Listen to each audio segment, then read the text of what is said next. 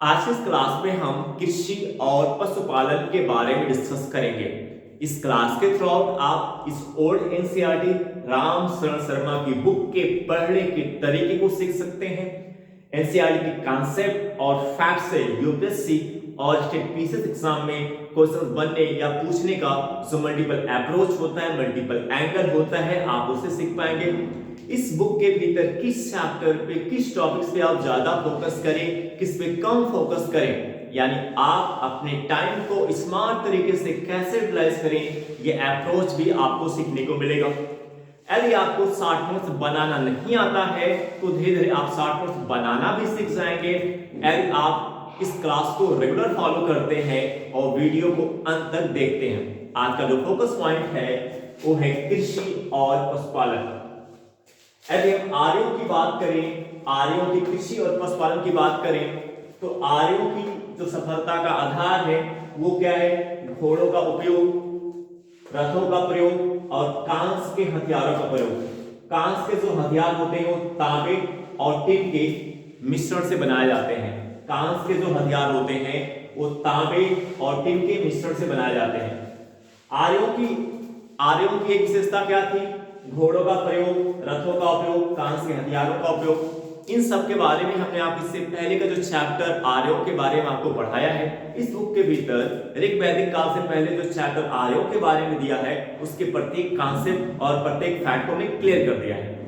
ठीक है, तो यहाँ पे हमें क्या सीखने को मिल रहा है कि आर्यों की सफलता का आधार क्या है? घोड़ों का उपयोग, रथों का प्रयोग और कांस के हथियारों का प्रयोग। कांस के हथियार किसके बने होते हैं? तांबे और टिन के मिश्रण से बनाए जाते हैं। यदि हम तांबे की बात करें तो आर्य लोगों ने तांबे को किस खदान से यूटिलाइज किया? वो है खेतरी खदान। खेतरी खदानों से आर्य लोगों ने तांबे को कहां से प्राप्त किया? आर्य लोगों ने तांबे को कहां से प्राप्त किया? खेतरी खदानों से प्राप्त किया, जो कहां पे स्थित है? राजस्थान में स्थित है। आर्य लोगों ने तांबे की प्राप्ति कहां से की? खेतरी खदानों से की, जो कहां पे स्थित है? राजस्थान में स्थित है। अब इसको लेकर के एक मोस्ट इंपॉर्टेंट फैक्ट है जहां पे यूपीएससी एग्जाम में क्वेश्चंस बनने की पॉसिबिलिटीज काफी ज्यादा है। यहां पे आप देखिए, यहां पे आपने कहा कि आर्यों की सफलता का आधार क्या है? घोड़ों का उपयोग, रथों का उपयोग और कांस के हथियारों का उपयोग। लेकिन ये जो घोड़ों और रथों और कांस के बारे में जो हमें जानने को मिलता है, इसका जो पुरातात्विक सबूत है वो बहुत कम है। इन घोड़ों, रथों और कांस का जो पुरातात्विक सबूत है वो बहुत कम है। अब इस एनसीईआरटी के बुक के थ्रू, इस बुक के थ्रू जो कॉन्सेप्ट हमें सीखने को मिल रहा है वो कॉन्सेप्ट हमें ये सीखने को मिल रहा है कि घोड़ों, रथों और कांस का जो पुरातात्विक सबूत है वो बहुत कम है। ये हमें सीखने को मिल रहा है। अब यूपीएससी एग्जाम में इस फैक्ट को आपके सम्मुख कैसे रख सकता है? आपके सम्मुख अगर इस रूप में रखता है कि हमें आर्यों के घोड़ों, रथों और कांस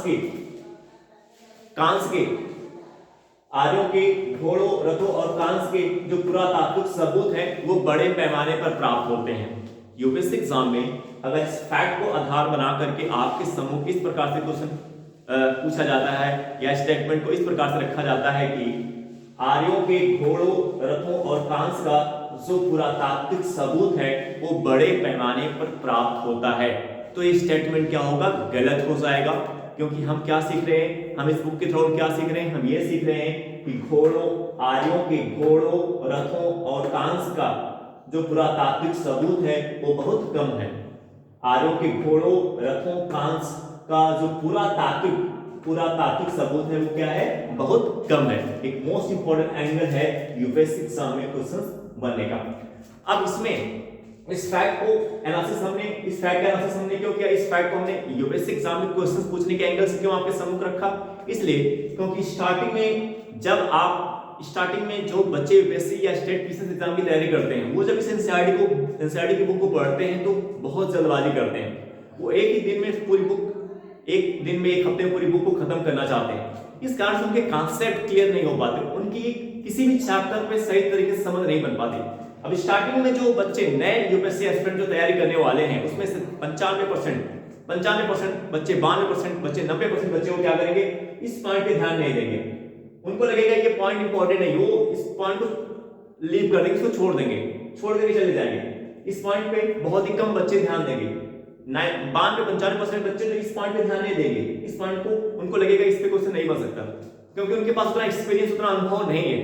लेकिन हमने आपको कहा कि अगर इस पॉइंट पे क्वेश्चन बनने की जो पॉसिबिलिटीज है यहां से बहुत ज्यादा है। ये पॉइंट यूपीएससी एग्जाम में कभी भी स्टेटमेंट के रूप में आपके सम्मुख आ सकता है कि वो रख सकता है कि आर्यों के घोड़ों, रथों और कांस के पुरातात्विक सबूत के बारे में हमें अधिक जानकारी प्राप्त होती है। लेकिन हम क्या सीख रहे हैं कि आर्यों के घोड़ों, रथों और कांस के पुरातात्विक जो सबूत है वो बहुत ही कम प्राप्त होते हैं, ये हमें सीखने को मिल रहा है। तो ये जो अप्रोच है यूपीएससी एग्जाम में क्वेश्चन बनने का जो एंगल है, ये आपके दिमाग में सेट हो जाना चाहिए। और ये कब सेट होगा, जब आपके एनसीईआरटी के कॉन्सेप्ट क्लियर होंगे, फैक्ट पकड़ होगी और आप multiple time previous question paper solve करेंगे। क्योंकि यहाँ पे जो भी एनालिसिस में जिस भी फैक्ट एनालिसिस कर रहा हूँ कि यूपीएससी एग्जाम में इसको किस एंगल से पूछ सकता है, ये मैं 30 से 35 वर्ष के प्रीवियस ईयर क्वेश्चन पेपर के एनालिसिस के आधार पर बोल रहा हूँ। क्योंकि यूपीएससी एग्जाम की तैयारी करने का मेरा 6 से 7 सालों का अनुभव है और इस दौरान हमने प्रीवियस ईयर क्वेश्चन पेपर को एटलीस्ट कम से कम 15 to 16 टाइम, 15 से 16 बार सॉल्व किया है 30 से 35 वर्ष के प्रीवियस ईयर क्वेश्चन पेपर का, यूपीएससी का भी और स्टेट पीसीएस एग्जाम का भी। तो ये पॉइंट क्लियर हो गया आपका कि इस पॉइंट पे कैसे, कहां से क्वेश्चन कैसे बन सकता है, किस रूप में आपके सम्मुख आ सकता है स्टेटमेंट। अब हम बात करेंगे कृषि की। यदि कृषि की बात करें तो आर्यों को कृषि का बेहतर ज्ञान था। आर्यों को कृषि का बेहतर ज्ञान था। ऋग्वेद में हमें फाल और हल शब्द का उल्लेख मिलता है। ऋग्वेद में हमें फाल अथवा हल शब्द का उल्लेख मिलता है। शायद लकड़ी के, शायद ये जो हल है या जो फाल है किसके बने होते थे, लकड़ी के बने होते थे। ऋग्वेद में हमें किसका उल्लेख प्राप्त होता है, ऋग्वेद में हमें किसका उल्लेख प्राप्त होता है, फाल का उल्लेख प्राप्त होता है अथवा हल का। जो शायद किसका बना होता था, लकड़ी का बना होता था। किसका बना होता था, लकड़ी का बना होता था। अब यहाँ पे हम ये सीख रहे हैं कि ऋग्वैदिक काल में जो फाल है या जो हल है वो लकड़ी का बना होता है। लेकिन यूपीएससी एग्जाम में अगर आपके सम्मुख इस तरीके से स्टेटमेंट रखता है कि ऋग्वैदिक काल में जो कृषि के उपकरण थे, ऋग्वैदिक काल में जो कृषि के उपकरण थे वो लोहे के बने होते थे। अगर यूपीएससी एग्जाम में आपके सम्मुख इस प्रकार स्टेटमेंट आता है कि ऋग्वैदिक काल में कृषि के उपकरण लोहे के बने होते थे, तो ये स्टेटमेंट क्या हो जाएगा, गलत हो जाएगा। ये स्टेटमेंट क्या गलत है, क्योंकि हम क्या सीख रहे हैं, हम ये सीख रहे हैं कि ऋग्वेद में जो फाल या हल का जो उल्लेख मिलता है वो शायद किसका बना होता था, लकड़ी का बना होता था। ये हम ये सीख करके जा रहे हैं। अब आपको ये भी सीखने को मिल रहा है कि किस तरीके से यूपीएससी एग्जाम में स्टेटमेंट को डिस्टर्ब किया जाता है। वो पूरे स्टेटमेंट जो होता है वो सही से, पूरे स्टेटमेंट आप पढ़ेंगे तो आपको लगेगा कि सही लग रहा है, लेकिन उसमें थोड़ा सा बारीकी से चेंज कर दिया जाता है और आप उस चेंज को ध्यान नहीं देते, आप जल्दबाजी में रहते हैं। आप उस चेंज को जो थोड़ा सा मामूली से चेंज किया जाता है आप उसको ध्यान नहीं दे पाते हैं और आप क्वेश्चन को गलत कर जाते हैं। तो इसलिए मैं ये एनालिसिस आपके समझ रखा हूं ताकि आप एग्जाम में बैठे तो आपको पता हो कि किस तरीके से वो एग्जाम में गलती हमसे करा सकते हैं और आप ऐसी गलती करने से बच जाएं। इसके बाद हमें क्या सीखने को मिल रहा है कि आर्य लोगों को बुआई का ज्ञान था। आर्य लोगों को बुआई का ज्ञान था, कटाई का ज्ञान था और छटाई का भी ज्ञान था। और आर्य लोग मौसम के बारे में भी जानते थे, क्योंकि अगर आपको कृषि करना है तो आपको मौसम के बारे में भी जानकारी आपको होनी चाहिए। मौसम की जानकारी कृषि में, मौसम की जो जानकारी होती है वो कृषि में एक इंपॉर्टेंट रोल प्ले करती है। तो यहां पे हम क्या सीखने को पा रहे हैं कि आर्य लोगों को बुआई के बारे में पता था। आर्य लोग बुआई के बारे में भी जानते थे, कटाई के बारे में भी जानते थे और छटाई से भी परिचित थे। आर्य लोग बुआई से भी परिचित थे, कटाई और छटाई से भी परिचित थे और उन्हें मौसम के बारे में भी जानकारी थी। एक इंपॉर्टेंट एंगल है क्वेश्चन बनने का। आप देख सकते हैं कि ऋग्वैदिक काल में ऋग्वैदिक काल के लोग थे, यानी जो ऋग्वैदिक काल के लोग थे, यानी जो आर्य लोग थे, ऋग्वैदिक काल में जो आर्य लोग थे उनको वो बुआई से भी परिचित थे, कटाई और छटाई से भी परिचित थे और उन्हें मौसम के बारे में भी जानकारी थी। अब यहाँ पे देखिए इंपॉर्टेंट एंगल है क्वेश्चन बनने का, यहाँ पे यूपीएससी एग्जाम में ये इंपॉर्टेंट एंगल है क्वेश्चन बनने का। यहाँ पे कैसे, अब यहाँ पे आप देख रहे हैं कि जो आर्य लोग हैं उन्हें कृषि का बेहतर ज्ञान है। हम क्या सीख पा रहे हैं, हम आपको क्या सिखाने का प्रयास कर रहे हैं, ये बुक आपको क्या सिखा रही है, ये बुक आपको सिखा रही है कि आर्य लोगों को कृषि का बेहतर ज्ञान था। कैसे, ये यहाँ पे हमने आपके सम्मुख रखा फैक्ट, कैसे पता चलता है कि वो बेहतर ज्ञान था। और एक पॉइंट और, आर्य लोगों को जो कृषि का बेहतर ज्ञान था, इसका एक पॉइंट और है। आप देखेंगे कि ऋग्वेद में गाय का 176 बार उल्लेख मिलता है और बैल का 170 बार उल्लेख मिलता है। और बैल का प्रयोग ऋग्वैदिक लोगों के द्वारा खेतों की जुताई के लिए किया जाता रहा होगा। बैलों का उपयोग ऋग्वैदिक काल के लोगों के द्वारा किसके लिए प्रयोग किया जाता था? ऋग्वैदिक काल के लोगों के द्वारा जो बैल का प्रयोग किसके लिए किया गया होगा?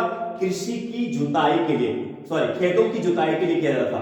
ऋग्वैदिक काल के लोगों के द्वारा, यानी आर्यों के लोगों के द्वारा बैल का प्रयोग किसके लिए करते थे? खेतों की जुताई के लिए करते थे।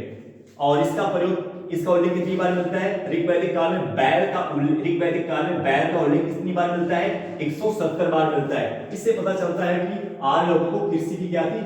कृषि का बेहतर ज्ञान था। इससे पता चलता है कि आर्य लोग किस पे आधारित थे? कृषि। आर्य लोग जो थे उनको कृषि का बेहतर ज्ञान था और कृषि पर आधारित थे, इनकी अर्थव्यवस्था कृषि पर आधारित थी। लेकिन यहाँ पे एक पॉइंट आप जरा देखिए, ये जो क्वेश्चन बनने का इंपॉर्टेंट एंगल है, आर्य पूर्व लोगों को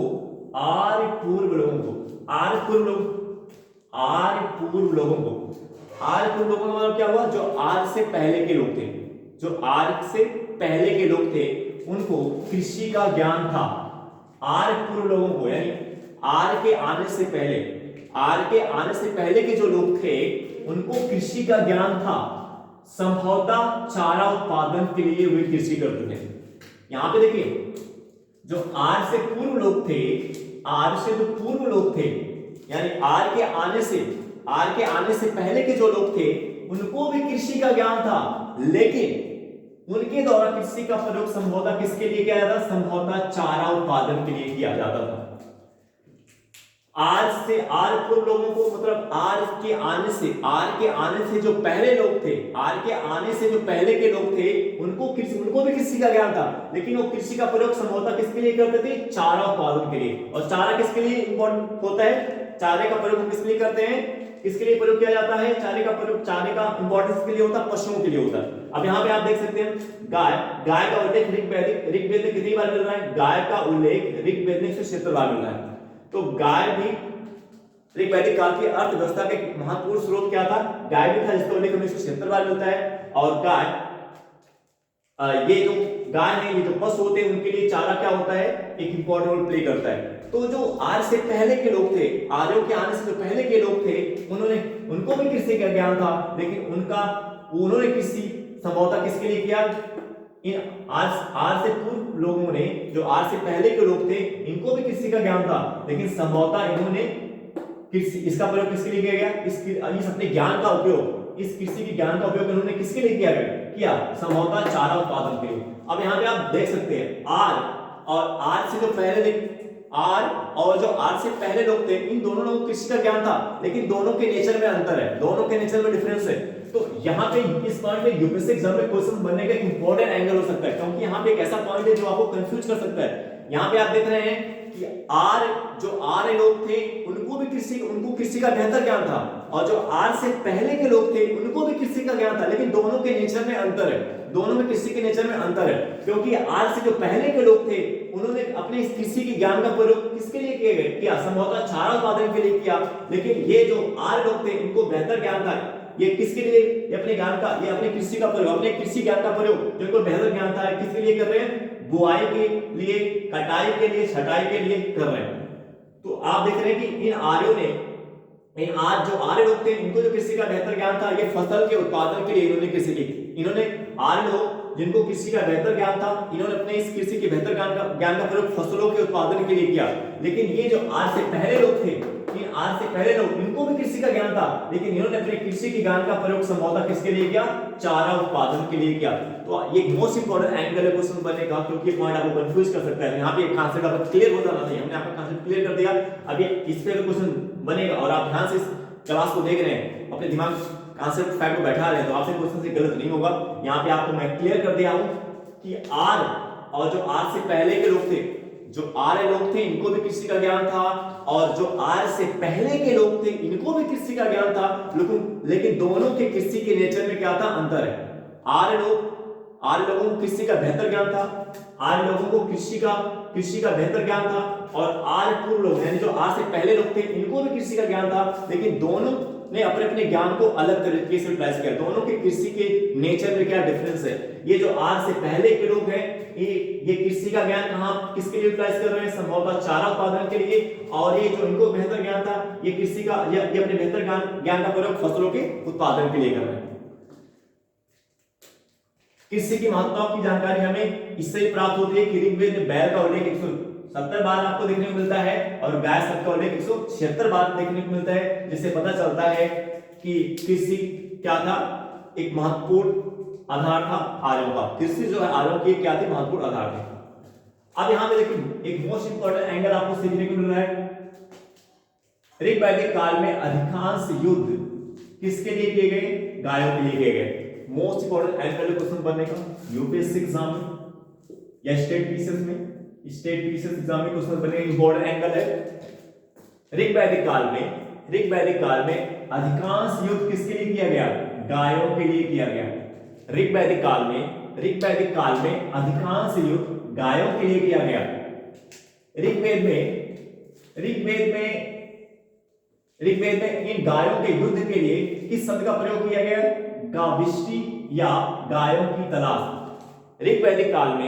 ऋग्वेद में गायों के युद्ध के लिए किस शब्द का प्रयोग किया गया है, ऋग्वेद में गायों के युद्ध के लिए किस शब्द का प्रयोग किया गया है, गाविष्टि या गायों की तलाश। ऋग्वेद में गायों के युद्ध के लिए किस शब्द का प्रयोग किया गया है, गाविष्टि या गायों की तलाश। तो आपको यहां पे क्या सीखने को मिल रहा है कि ऋग्वैदिक काल में अधिकांश युद्ध किसके लिए किए गए, गायों के लिए किए गए।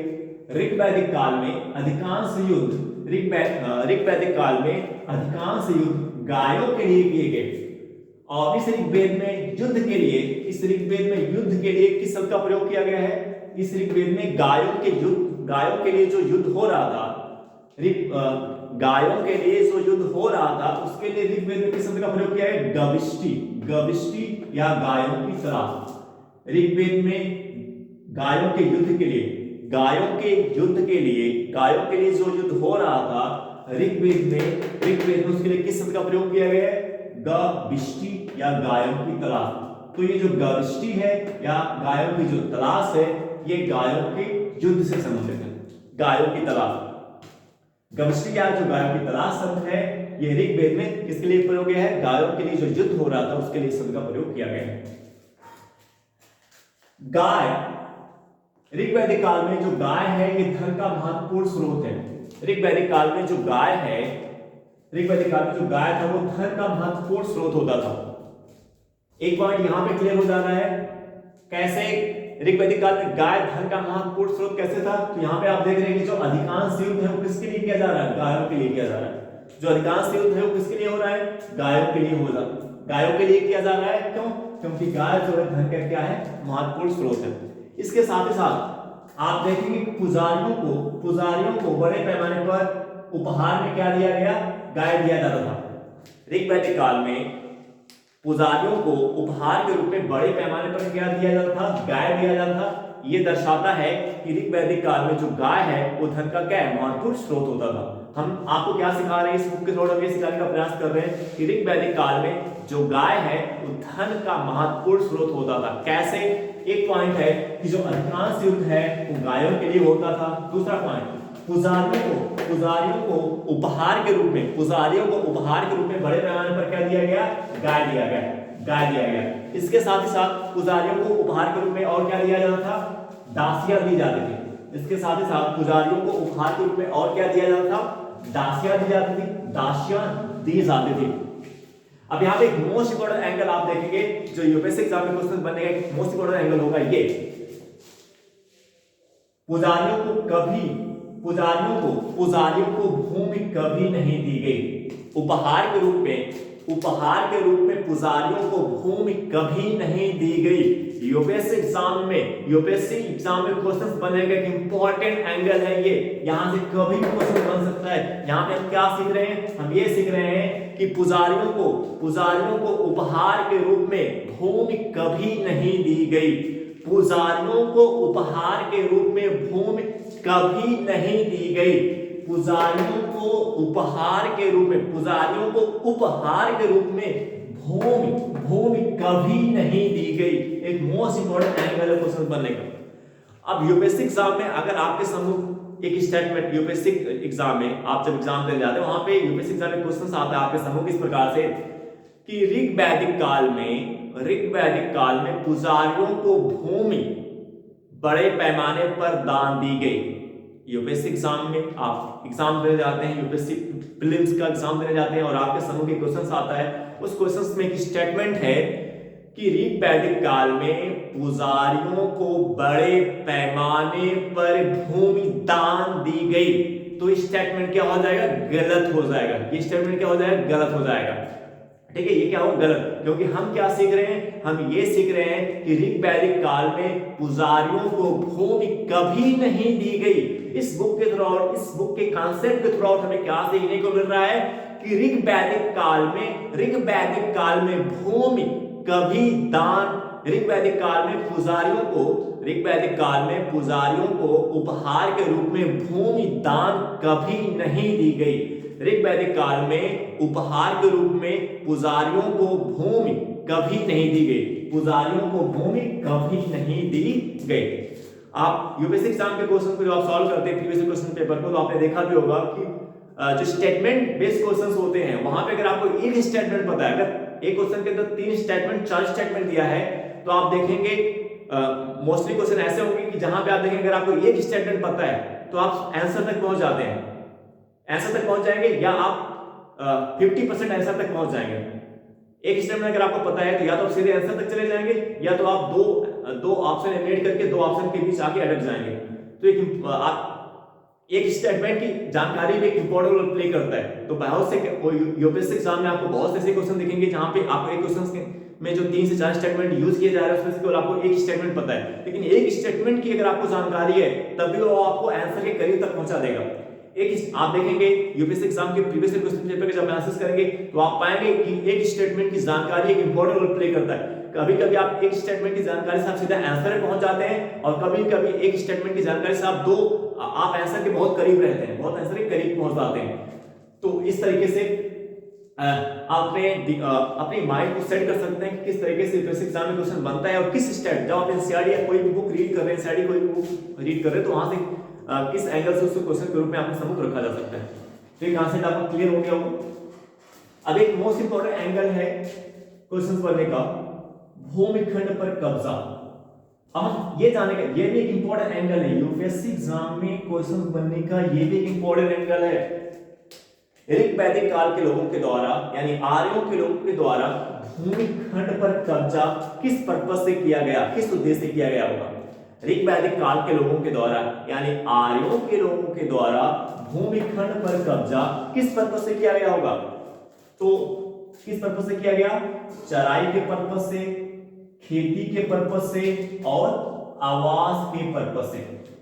ऋग्वैदिक काल के लोगों के द्वारा भूमिखंड पर कब्जा, ऋग्वैदिक काल के लोगों के द्वारा यानी आर्यों के लोगों के द्वारा भूमिखंड पर कब्जा संभव है कि देखो यहाँ पे मोस्ट इंपोर्टेंट कीवर्ड है ऋग्वैदिक काल के लोगों के द्वारा भूमिखंड पर कब्जा संभव है कि किसके लिए किया गया? चराई के लिए किया गया होगा, खेती के लिए किया गया होगा, और किसके लिए? आवास के लिए। अब क्योंकि आपने यहाँ पे देखा कि ये जो आर्य पूर्व लोग थे ये कृषि, इनको भी कृषि का ज्ञान था, लेकिन ये संभवतः कृषि अपने ज्ञान का प्रयोग किसके लिए करते थे? चारा उत्पादन के लिए करते थे। और ये जो आर्य लोग थे इनको जो कृषि का बेहतर ज्ञान था, ये अपने बेहतर ज्ञान का प्रयोग किसके लिए प्रयोग करते थे? बुआई से परिचित यानी फसल के उत्पादन के लिए करते थे। तो एक कॉन्सेप्ट हमने पहले आपको क्लियर कर दिया है। तो एक एंगल ये हो गया। यहाँ पे एक मोस्ट इंपोर्टेंट फैक्ट है, ये आप देख सकते हैं यहाँ पे, भूमिखंड पर कब्जा। भूमिखंड पर कब्जा को लेकर के एक इंपॉर्टेंट एंगल है, एक इंपॉर्टेंट फैक्ट है। व्यवस्थित निजी संपत्ति के रूप में भूमि का मान्यता ना रही हो। संभव है कि व्यवस्थित निजी संपत्ति के रूप में भूमि की मान्यता ना रही हो। एक इंपॉर्टेंट फैक्ट है, ये भी यूपीएससी एग्जाम में क्वेश्चन बनने का, यूपीएससी एग्जाम में क्वेश्चन बनने का ये इंपॉर्टेंट फैक्ट है, इंपॉर्टेंट कीवर्ड है, मोस्ट इंपॉर्टेंट कीवर्ड है यूपीएससी एग्जाम में क्वेश्चन बनने का। आप यहां इसको मैं एक बार फिर से आपको बता रहा हूं। ऋग्वैदिक काल के लोगों के द्वारा यानी आर्य लोगों के द्वारा भूमिखंड पर कब्जा संभव है कि किसके लिए किया गया? संभव है कि चराई के लिए किया गया होगा, खेती के लिए और आवास के लिए। ऋग्वैदिक काल के लोगों द्वारा यानी आर्य लोगों के द्वारा भूमिखंड पर कब्जा संभव है कि चराई, खेती और आवास के लिए किया गया होगा। लेकिन व्यवस्थित निजी संपत्ति के रूप में भूमि की मान्यता ना रही हो। लेकिन व्यवस्थित निजी संपत्ति के रूप में भूमि की मान्यता ना रही हो। लेकिन व्यवस्थित निजी संपत्ति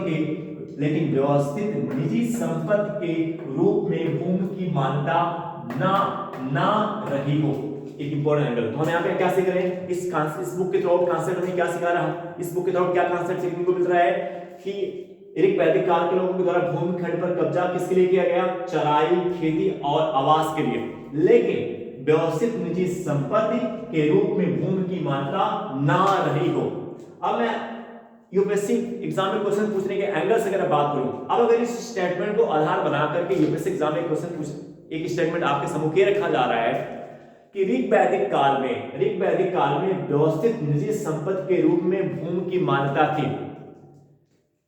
यूपीएससी एग्जाम में इस कॉन्सेप्ट को आधार बना करके आपके समूह अगर एक स्टेटमेंट रखा जा रहा है कि ऋग्वैदिक काल में व्यवस्थित निजी संपत्ति के रूप में भूमि की मान्यता थी, तो ये स्टेटमेंट क्या हो जाएगा? गलत हो जाएगा। यूपीएससी एग्जाम में अगर इस फैक्ट को, इस कॉन्सेप्ट को आधार बनाकर अगर आपके समूह के क्वेश्चन रखता है कि ऋग्वैदिक काल में व्यवस्थित निजी संपत्ति के रूप में भूमि की मान्यता थी, तो इस स्टेटमेंट क्या हो? गलत हो जाएगा। क्योंकि हम क्या सीख रहे हैं? हम ये सीख रहे हैं कि ऋग्वैदिक काल में व्यवस्थित निजी संपत्ति के रूप में भूमि की मान्यता ना रही हो। व्यवस्थित निजी संपत्ति ऋग्वैदिक काल में व्यवस्थित निजी संपत्ति के रूप में भूमि की मान्यता ना रही हो। ठीक है, तो इस एंगल को कैसे ट्रेस करके आप क्वेश्चन रख सकते हैं। तो आई होप दैट ये क्लास आपको समझ में आया होगा, क्योंकि इससे रिलेटेड सभी पॉइंट हमने यहाँ पे डिस्कस कर लिया है। आप एक पॉइंट तो क्लियर, अगर आप इस क्लास को गंभीरता से देख रहे होंगे, तो मैं दावा कर रहा हूं कि आपको ये एनसीईआरटी बुक पढ़ना आपको आ जाएगा और आप यूपीएससी और स्टेट पीसीएस एग्जाम के अप्रोच भी समझ पाएंगे, किस कॉन्सेप्ट से, किस फैक्ट से कैसे वो क्वेश्चंस आपके सम्मुख रख सकता है, कैसे वहां से क्वेश्चन पूछ सकता है। ये क्लास आपकी सफलता में एक बड़ा रोल प्ले करेगा। इसलिए आप इस क्लास को रेगुलर देखें और वीडियो को अंत तक देखें। हम आपसे नेक्स्ट वीडियो में मिलेंगे। Okay, bye.